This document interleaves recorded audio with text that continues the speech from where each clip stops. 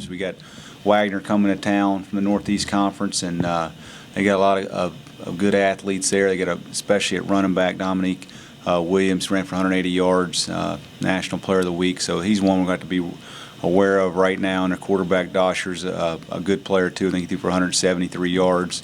So we got to be ready for those guys on the offensive side of the ball, and they run a little bit of a different nature scheme on defense that we got to be ready for, as far as just different than what we normally see from week to week. Got a couple good linebackers, especially in Julian Stanford, that we got to be ready for. So, but really the main focus is for us to get better than we were last week, correct the mistakes, and then to as the goal, like I said, is to be 2-0 after this week. Thanks, Coach. Questions? As you go back and watch Duke, do you see lots of mistakes? And people see, oh, you beat an ACC team, you must have played almost perfectly. But do you see lots of mistakes from last week? I wouldn't say lots of mistakes, but there are a lot of things that we can correct that will make us better on both sides of the ball. A lot of things in the run game on both sides of the ball that we can do better. I know on defense we're not satisfied with giving up 180 yards rushing. I think it was 193 yards rushing last week that we did. So that's something we got to improve on and be better there. We feel like we can run the ball on both sides, run the ball and stop the run on the other side. That'll help us be a successful football team. So those are two of the biggest points of emphasis, being us running the ball better on offense. We ran the ball well at times, but we didn't crack 100 yards, and then stopping the run better on the other side. In some ways, would it be easier to focus on correcting those mistakes had you had lost? And is that a concern? Because, hey, they're feeling pretty good about themselves. Well, I mean, obviously much rather win than lose coming out of that thing. So if that's the alternative. But, no, we just got to get back to work, and we've talked about it. And I think the guys have already come out and did a nice job yesterday in practice. And I think they understand what we got to point to this weekend. And the thing, like I said, we go back to it over and over again. We got to just get better and then come out of this thing 2-0. Not worry about what happened last weekend. Not worry about what's coming in the coming weeks. Just focus on this weekend. If we do that, I think we'll be okay. This may be slightly out of your jurisdiction, but how does a team like Wagner get on your schedule in the first place? Because there's no history between the two teams. And is it easier to get guys ready for the unknown than it is for something that they may be expecting? I really don't know about the scheduling part of it, and as far as getting them ready, I think the bottom line with playing a football game, you got to be ready to play every week. It doesn't matter who you play, whether you play Duke, Wagner, William & Mary, you got to come ready to play every week, and if you don't, you're risking the chance of getting beat. So you got to come ready to go every week, and you have to approach every game the same. Otherwise, you're up and down, and not playing it consistently. So I think that's our goal, is to play a consistent game of football every week. Can you talk about how important Trey is to this offense, just his ability to be a playmaker and to break open small catches and make them big plays? Well, you saw him the other night, what he did for us. I mean, he's a big play threat. We can throw it to him short, and he makes their corner miss and gets 10 yards on a simple one-step pitch out there. And then obviously some of his third down plays that he made were huge, keeping drives alive. And we just got to keep finding more ways to get him the ball. We also have some other good receivers too that we'll get the ball to as well. But we have to, on my game plan every week, there's going to be 14, 15 ways we got to make sure we try to get him the football, because he's a good player, and we'd be crazy not to try to get him the ball. Do you have creative ways to get him the ball? We've tried to move him around more this year than last year. We were a little bit limited at times last year in what we could do, just based on the situation, quarterback and certain things, how many different variations we could do. But we feel like, also being in year two of the offense, he knows the system a lot better too. We can move him around in different spots and not just be in the same location all the time where guys can key on him. So I think that helps as much as anything, that he has the ability to move around and get him in different spots where they can't just focus on him solely. Wayne, can you say a word or two about your linebacker Roan and your freshman center Gunn, two true freshmen who played very well, it looked like, the other night? Well, if you watch the film, you don't notice that they're out there as true freshmen, which is a tribute to them.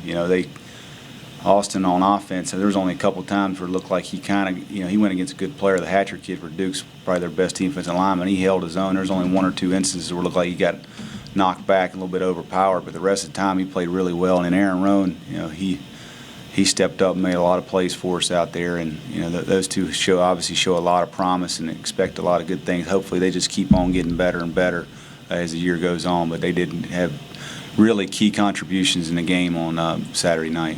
Coach, how much more comfortable do you find yourself getting day-to-day, week-to-week? Getting more comfortable, but I mean, we just got to keep grinding away, keep doing what we need to do, and keep working at it every day. And I go back to having a good staff. I think that's really helps, having a good staff that we can rely on each other and make it work that way. And I mentioned yesterday at the radio over at the Outback Steakhouse that just the offensive staff that we have, adding Coach Shiraka has been a big help. He is very valuable as far as his knowledge of the game. He's still trying to catch up on all of our terminology and that kind of thing, but he helped a lot on Saturday night, along with Coach Poland does a great job of the offensive line. Coach Billingsley moving the running backs he's done a great job with those guys, and then Zach Lowe coming from Virginia Tech coaching the tight ends, and then we have Penn Stevenson, and then also Zon Burden's done an excellent job with the receivers. So we have a real good staff there that helps a lot. So that part of it, being able to rely on them to help with the game plan and all those kind of things has been a big help on the offensive side of the ball. You talked about this earlier in the year, or earlier just now. So much emotion coming into that Duke game. You get that big win, and now you turn around and you play Wagner. Can you just talk about getting those guys back up to play? Well, I think you got to go back again to saying, to me, every week you got to approach it. You got to come out and play every single week. And the old adage, never get too high emotionally, never get too low. If you can kind of keep, obviously football's an emotional game. You got to play hard and you got to have emotion to win. But you can't allow yourself to be sky high one week and come out the next week flat. And we'll work our tails off to get them back to focus the way they need to be this week. And again, this game, if we come out this Saturday and we don't win this game, then people are going to quickly forget about what happened against Duke. So, I mean, I think that's a big point emphasis for our guys is what happened last Saturday is not going to cause us to win this coming Saturday. They don't care, and no one else is going to care if you won last Saturday. It's all about what you do this coming Saturday.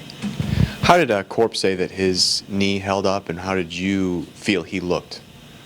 He said he felt fine. I mean, he's a little bit sore, but I mean, I think and I thought he looked great. I mean, he didn't look like he missed a beat to me. And he tucked the ball away run time, got us about a 20-yard gain, and kind of looked back to his old self there. And we noticed back a couple weeks back in preseason that he took off on a couple runs. We started to look like, all right, this guy's back to his old self. And I thought he played really well. Was in great command of the huddle, and on the sidelines, just he's so into what we're doing, knows what we're doing, and he's a really good leader. So he's back. I think he's back to what he was before, and in a lot of ways even better, just because he knows the system better, and he's looks like he's more comfortable out there.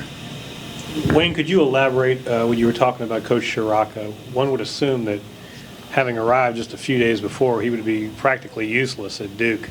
Evidently he wasn't. And in what ways was he helpful there? And in what ways will another set of eyes be helpful to you? He just helps along with, he and Coach Billingsley and Penn Stevenson up in the box, and he's just another set of eyes up there to kind of say, well, they're playing this coverage or they're playing this front, and this worked earlier. He just has a good knack for, he's called the game a bunch of times, so he has a knack for, what they're trying to do to take away certain things, and he couldn't always give me the next play we should go to yet because he hadn't been around us as much, but he's did a good job telling us what they're trying to do to us to take away certain things, and that was very beneficial. You mentioned your mentors before the season, some of them, and I'm wondering if there has been any sort of response from them or others since the Duke game that meant a lot to you and has been memorable. Certainly. Congratulating you or just reaching out and saying, hey. Certainly heard from a lot of people, and that's been nice. There's no doubt about it.